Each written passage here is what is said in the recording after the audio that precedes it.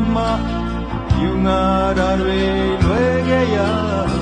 Obo Kubo Mashibe O Lodale Vedana Daya Anjese Kane Dure Namare Udan Udan Apobuse Ye Yepile Ine Wama Bazwa Wodo Lezo Kagaya Matanai Soma Tarabya Shechadasha The Kibia Ikanadi Kayinda The Kibia Ichili Nida Winadere Alo Atwe Lonedare Yaushige Chinan Naidu Manamamya Papya Pia Lone Dugo Twinwege Lone Dugo Bega Aga Yaya Jumyaka Nan Piaro Mugi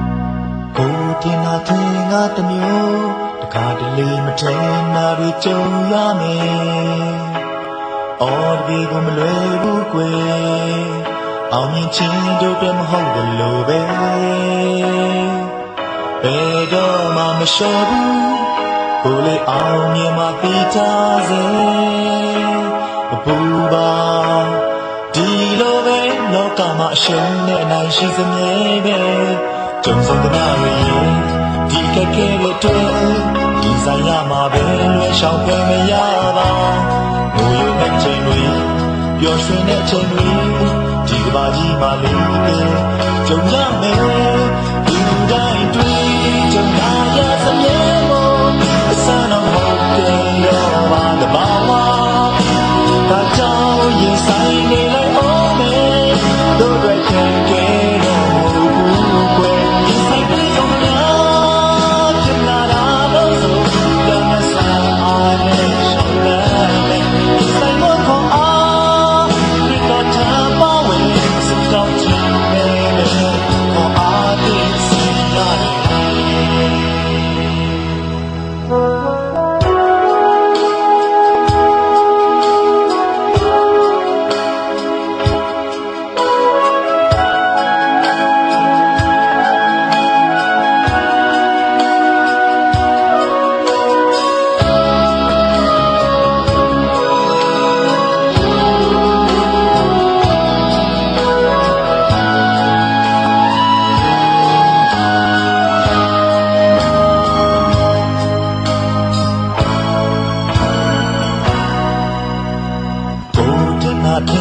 တမျိုးတခါတလေမထင်တာတွေကြုံရမယ်။အော်ဒီကိုမလွယ်ဘူးကွယ်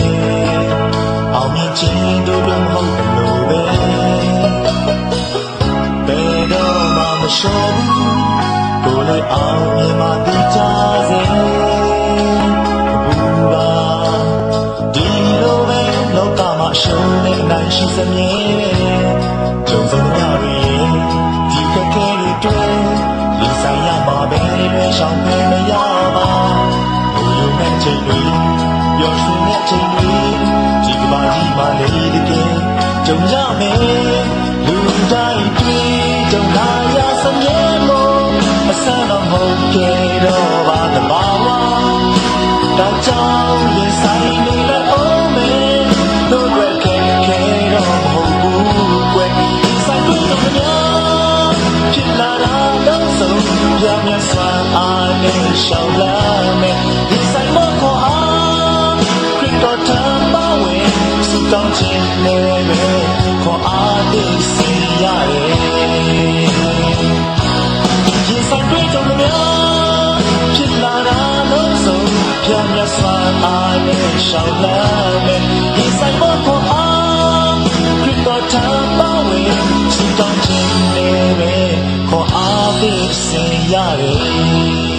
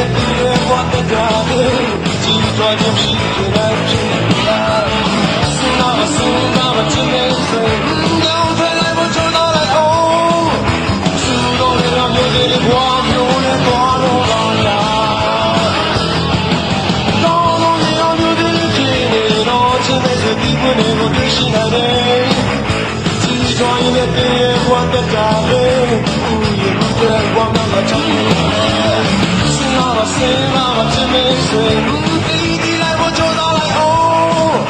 ကောင်းသောနေရာမျိုးတွေဖြစ်ဖြစ်ဖို့ကြိုးစားလိုက်အောင်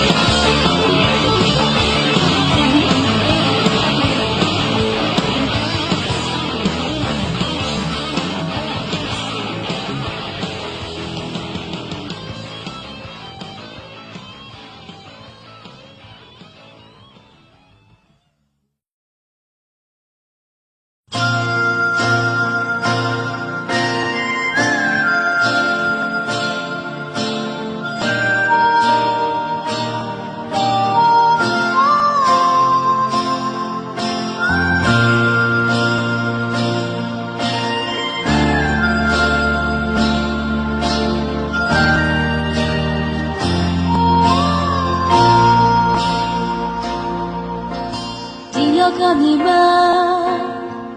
နေထိုင်တော့လာလေကဘာတရားလေးတွေမှာစင်ပင်ချင်တဲ့လေးနေတာချင်တွေ့ကြရမှာပါရောမြူရဲ့ချီမြာတကယ်ကြည့်ခွင့်နဲ့ဖြစ်တွေ့ကြုံစုံလာအောင်မှာသင်္ခါရမြေတရားတွေမကြုံချင်တဲ့တွေ့မှာပါဒီလောကကပါတဲ့လူတွေမွေးခွာရောက်လာတဲ့အချိန်မှပြန်ပြီးထွက်ခွာဒီဘေးချင်းနဲ့မကင်းနိုင်သေးစင်ရဲ့ရှိနေတဲ့အနစ်စာတရားတွေပဲကိုကြောက်စထမ်းရတဲ့နေရာရွှေပြည်ရတဲ့ရှိနေတယ်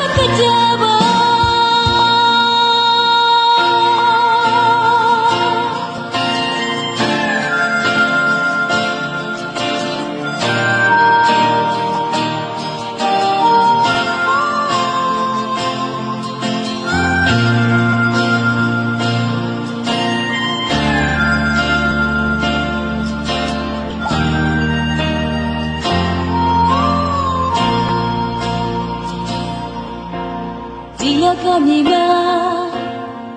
နေထိုင်တော့လာလေကဘာတရားလေးတွေမှာစင်ပင်တွင်တွင်လေးနေတာကျင်တွေ့ကြရမှာပါရောမြူတဲ့ချိန်မြာတကယ်ချစ်ခွဲမဲ့ဖြစ်တွေ့ကြုံစုံလာအောင်မှာသင်္ခါရရဲ့မမြဲတဲ့တရားတွေမကြင်စင်လေးတွေ့မှာပါဒီလောကကဘာတဲ့လူတွေမွေးဖွားရရောက်လာတဲ့အချိန်မှပြန်ပြီးထွက်ခွာ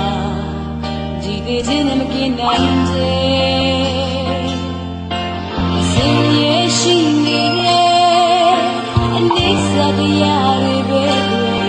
ချောစင်ရတဲ့နေရာရှိပြီးရလဲရှိနေတယ်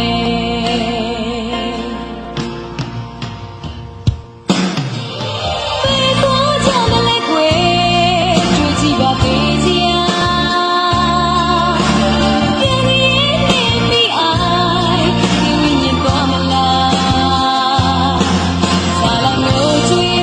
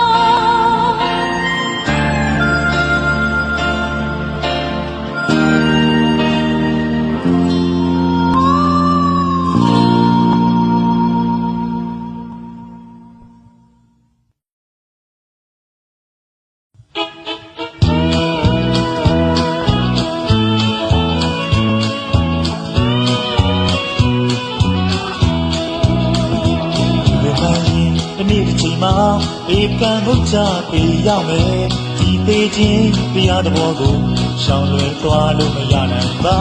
တမလွန်အတွက်ရေးကြည့်တယ်ကြုံဆုံရမယ်ဒီလမ်းအသွဲဒီငရဲနဲ့ထာဝရကောင်းကင်ဒီမလန်းကိုရောက်မလဲခွင်မလို့ပါမရေးကြရင်တော့သူကြီးဖေးမှသူမရှိရဲ့ဘူလောင်ချင်းဒီကြတယ်ထာဝရမငြိမ်တဲ့နိုင်တဲ့အဖေမေနဲ့အတိုင်းဝိုင်းတွေရွှေငွေစီးစိတ်အပြေဘူးကွယ်ဒီတွားရင်အော်ခင်ရင်းနဲ့ဘလို့ယုံယုံမလို့ဘူးကွယ်အချိန်တွေရှိတော့ဘုရားမြတ်တင်ကိုမယုတ်သိမ့်သေးခင်ယေရှုခရစ်တပါးကမိမိရဲ့မှာကယ်တင်ရှင်ဖြစ်ကြောင်းယုံကြည်စွာဖြင့်သင်ဘဝအသက်တာဘုံအလိုက်ပါပြပြဝတ်ချကသခင်တရားနဲ့ရှောက်လန်းသွား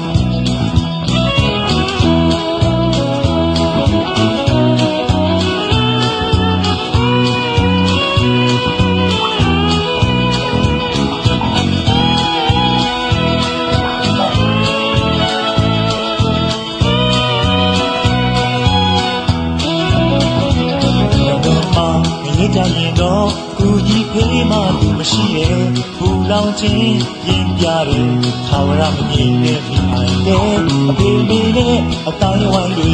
ရွှေငွေစည်းစိမ်မကယ်ဘူးကွယ်ဒီတွားရင်ဟောဖေးရင်နဲ့ဘလို့ယုံယုံမလို့ဘူးကွယ်ရောရှိကိုပြစ်တာမှာယုံကြည်အားကိုလာတဲ့အခါတမလွန်အတွက်စိတ်ချစရာဒီမရဲ့ကလွတ်စီတာစာတန်တာမဟုတ်တော့ပါအဖဖရာရဲ့ချစ်တာပါဘုံစည်းစိမ်ခံစားရမှာအမွေအားလုံးပိုင်ရမှာချိန်ရရှိတော့ဘုရားမြတ်တင်ကိုမယုတ်သိမ့်သေးခင်ယေရှုခရစ်တပါးကမိမိရဲ့မှာကယ်တင်ရှင်ဖြစ်ကြောင်းယုံကြည်စွာဖြင့်သင်ဘဝအသက်တာဘုံအလိုက်ပါပြင်းများဝန်ချလာသခင်ဖျားနဲ့ရှောက်လန်းသွားကိုရရှိကိုသင်သက်တာမှာယုံကြည်အားကိုလာတဲ့အခါတမလွန်အတွက်စိတ်ချစရာပြင်းရဲ့ကလက်စီတာစာတန်တာမဟုတ်တော့ပါအဖဖရာရဲ့ချစ်တာပါဘုံစည်းစိမ်ခံစားရမှာဝေအားလုံးအပိုင်ရမှာ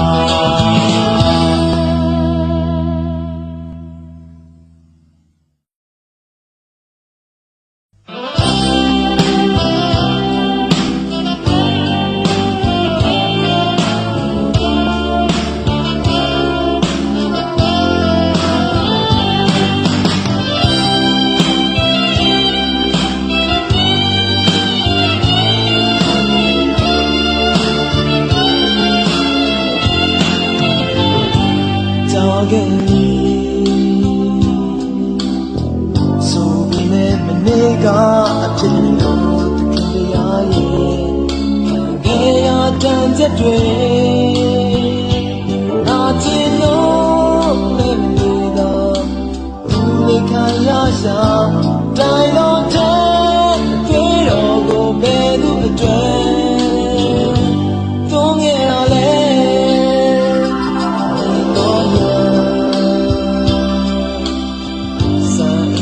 ဆုံးရတော့ဒီလိုပဲဒီကံရလာခဲ့တဲ့တခင်ဖျားပြုလေဒီမှာဒီလောကလူတွေအားအပြစ်စီရမှုမှာလွန်မြောက်စေခဲ့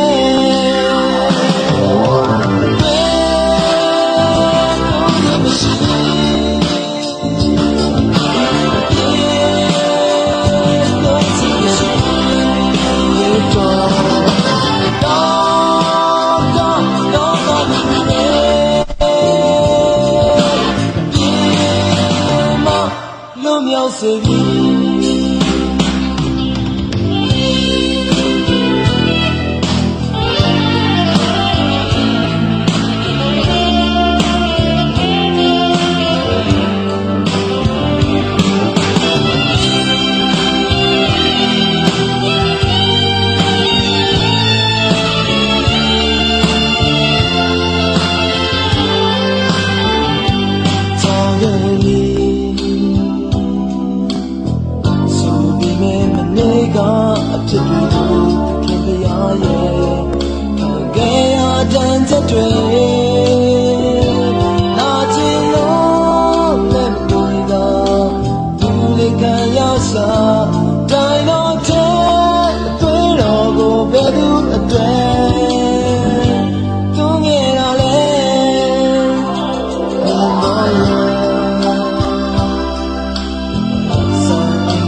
ဆုံးရတော့ဒီလိုပဲဒီ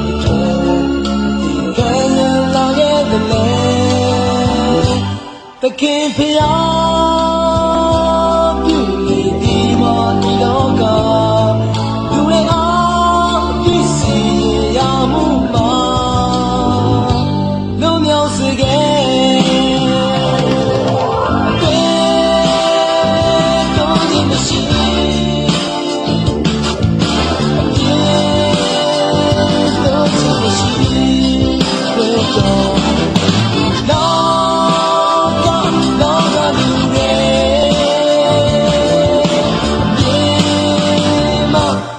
မြောက်စေခဲ့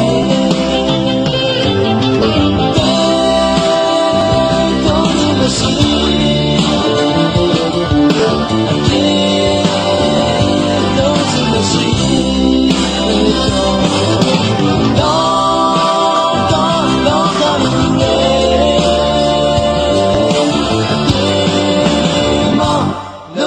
စေ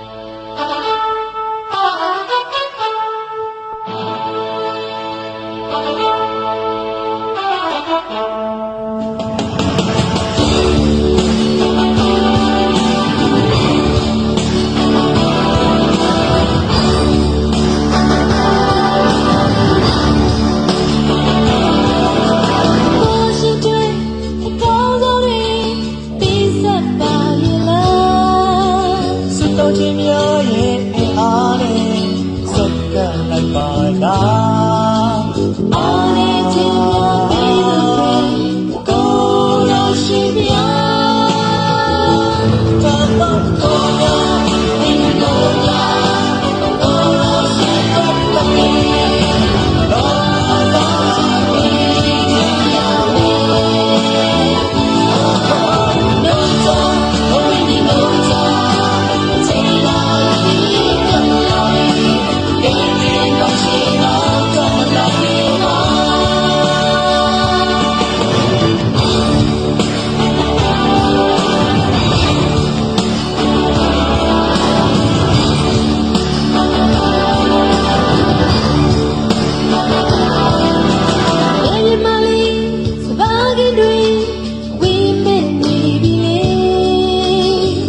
ခြင်းများအတွက်ခေါ်အားလို့တောင်းလျှောက်လိုက်ပါဦးဝမ်းမြောက်ခြင်းကိုပေးနေတဲ့ဝိညာဉ်တော်ဖျားသတ်ပါတော်ရာမိကိုများကိုယ်ရှိတဲ့တတ်လေးဟောတော်ရာမိချာရာမေဟောတော်ချာကိုယ်ဒီနိုချာ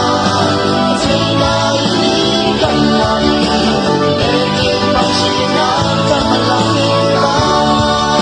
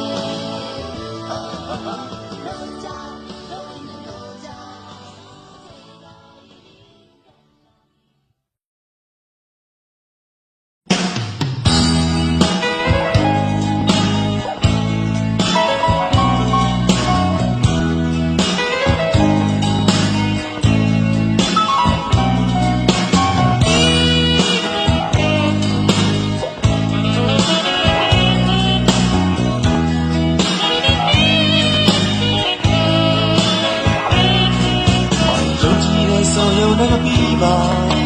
ကိုရောရှင်စီရကသွားတာတန်ပြေတွေကြုံရင်လည်းရင်ဆိုင်ကတော့ဖြတ်သွားတာစနေစရာကြုံလာလည်းမပူပါကိုရောရှင်တဲ့အနာရှိတာဒီလေတော့ပြည်လေဘူးကိုရောရှင်တာဝန်ထားပါလူတော်ကိုဝင်ခါလို့မပြီးပါစိတ်ထဲရန်ကိုရောပြမေးမှာလုံနေသူတင်ခဏစဉ်းစားရင်ကြုံနေခိုင်းပါ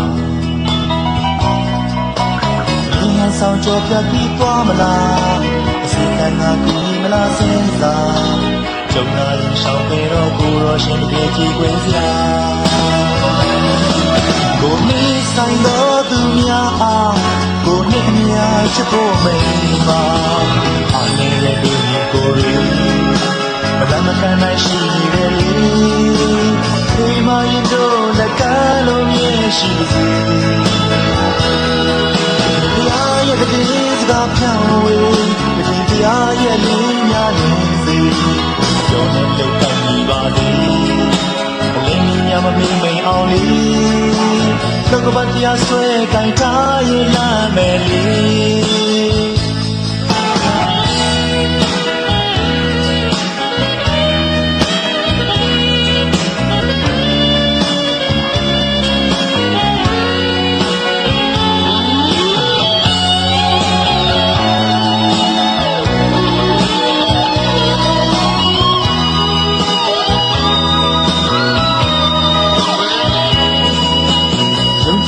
ဆိုရုံနဲ့ပြီးပါကိုရောရှင်စီရလန်းသွားတာအမြင်ကြီးကြုံရင်လည်းရင်ဆိုင်ကကြောပြတ်သွားတာအစပြေစရာကြုံလာလည်းမမူပါကိုရောရှင်တဲ့အနာရှိတာဒီလေတော့ပြေလေဘူးကိုရောရှင်တာဝန်ထားပါလူတော်ကိုဝင်ကလို့ပြီးပါအစိတ်ကရန်ကိုတော့ပြမေးမှာလုံနေလူတဲ့အနာစင်သာပင်ကြုံနေခိုင်းမှာအမြင်ဆောင်ကြောပြပြီးသွားမလားစိတ်ကံကကူညီမလားစဉ်းစားကြုံလာရင်ရှောင်ပေတော့ကိုရောရှင်တကယ်ကြည့်ပွဲစရာကိုနေဆိုင်တော့သူများအားကိုနဲ့အများချစ်ဖို့မိန်ပါအားလည်းတို့ညီကိုရီမလမ်းမကမ်းနိုင်ရှိနေတယ်လေဒီမှာရင်တို့လက်ကလုံးမြဲရှိစေမြေပြားရဲ့တည်စကားဖြောင်းဝေးတည်တရားရဲ့လင်းများနေစေရောနဲ့လောက်ကန်ပြီးပါသည်အလင်းများမပေါ်နေအောင်လေလောကပတ်တရားဆွဲကိုင်ထားရင်နာမယ်လေလောကပတ်တရားဆွဲကိုင်ထားရင်နာမယ်လေဘတ်တရားဆွဲကိုင်ထားရင်လာမယ်လေ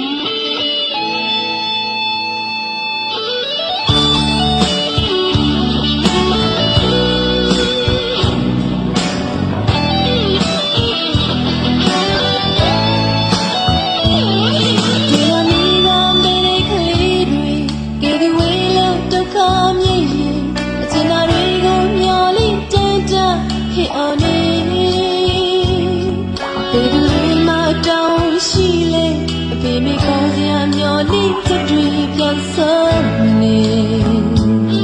ကြရမယ့်တော့ကဘဝတွေအဖို့မဆုံးခင်မဆုံးမတွေကြည်ရှင်ကုန်မျောလေးတန်းတန်းဖြောင်းနေ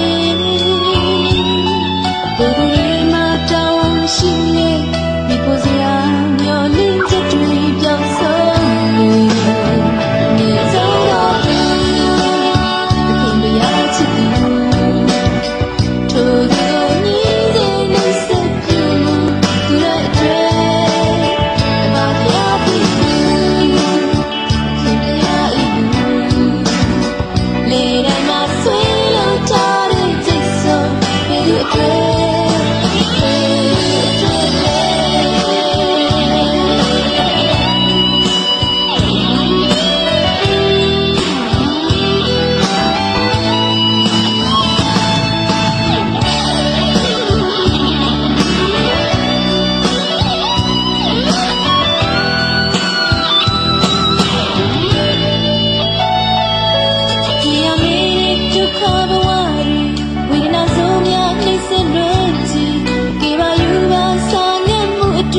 တောင်းဆိုနေဘယ်လိုမှတောင်းရှိလေကိုယ်လုံးစရာဒီလောကမှာတောင်းဆိုနေနေဆုံးတော့ခင်ဗျာချစ်သူတို့ကိုပြုစုဆောင်ရှောက်လက်ခံသူလိုက်အတွက်တမန်တော်ပြည်သူခင်ဗျာရဲ့ကိုယ်တော်ရှင်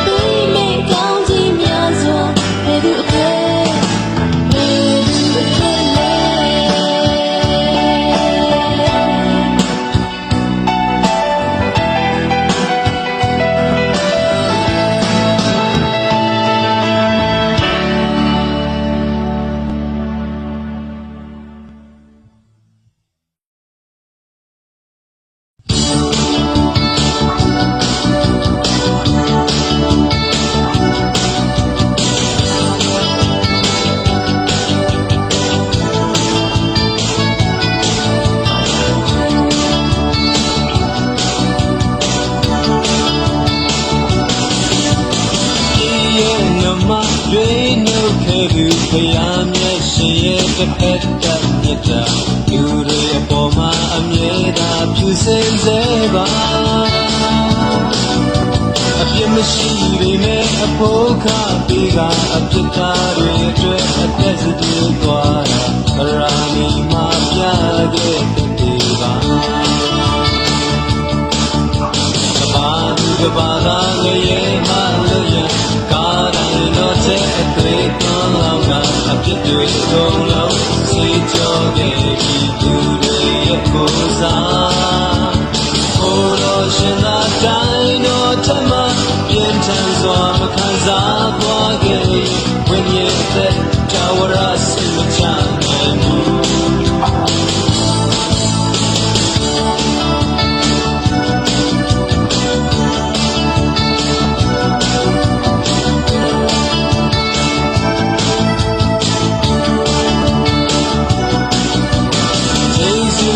ကြောင့်အပြစ်လို့ရပြီငရေရဲ့နှမချွတ်ခဲ့ရပြီကိုတော်ရှင်ရဲ့မြတ်တာတော်ကြောင့်ပဲတို့အစွမ်းမပါပဲမကြိုးစားပဲအဖို့ကဘာမှမပေးရပဲယုံကြည်ရုံနဲ့ငရေမှလို့စေတာရဲ့ရှင်ကိုနှလုံးသားတွေကအိတ်ပေါ်အဆိုးအခွင့်ပေးခါတဲ့တာတစ်ခုလုံးထိတ်ချုပ်သွားမှာလို့တော်ဘုံခံကဒီမြေခံကကျွေးပါသွားလေတဲ့ဝိညာဉ်အားစိတ်ချရတယ်ခရစ်တော်နဲ့အတူအပါရဲ့နာတော်မှာယေရှုတော်ကိုအမြဲချီးမွမ်းမယ်အပါရဲ့အိမ်နံပြန်ရတော့မယ်ကိုတော်ရှင်ရဲ့ဂိယူနာတော်ကြောင့်ပဲလေကြီးမွမ်းမကုန်နိုင်ကျေးဇူးတရားတွေတွေ့မိလိုက်တိုင်းဝမ်းမြောက်မဆုံးနေဘုံတော်နာမဘုံကြီးမြတ်ပါစေ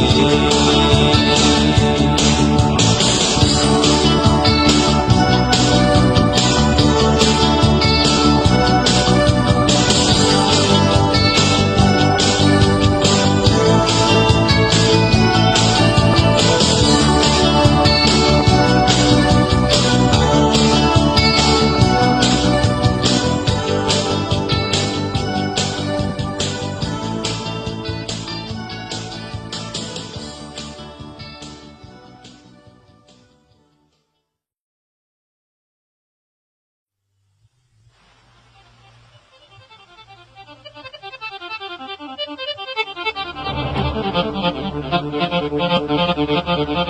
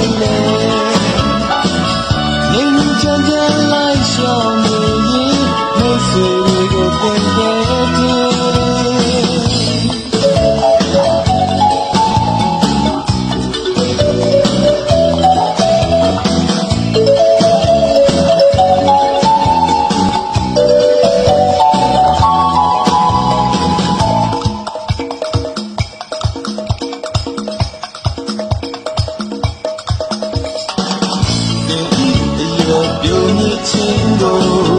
အပေသူများမကြည့်မဲ့နဲ့ဒီတို့မြစ်ချင်းကိုအပေသူများမကြည့်မဲ့နဲ့မပြည့်ခင်နေ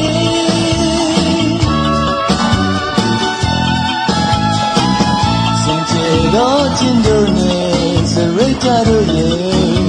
ထိန်ထိန်ထိန်ရင်ပဲဝေဒီကိုမိပါတို့နဲ့အချင်းချင်းတို့တွေပုံစံပြောင်းကွယ်စင်ချေအောင်ကွယ်ဒီရဲ့တို့မြစ်ချင်းကိုအပေသူများမကြည့်မဲ့နဲ့ဒီရဲ့တို့မြစ်ချင်းကိုအပေသူများမကြည့်မဲ့နဲ့နေတဲ့ဒီပွင့်လာတဲ့အတီးပွင့်တွေရဲ့လေတို့ဘောဒီနဲ့တို့တနေချင်းမိတ်ဆွေလေးအမြင်နဲ့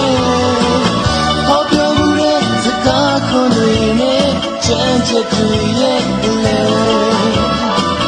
ငြိမ်ငြိမ်ချမ်းချမ်းလိုက်ရှောင်နေရင်မိတ်ဆွေတွေကိုသင်ခဲ့တယ်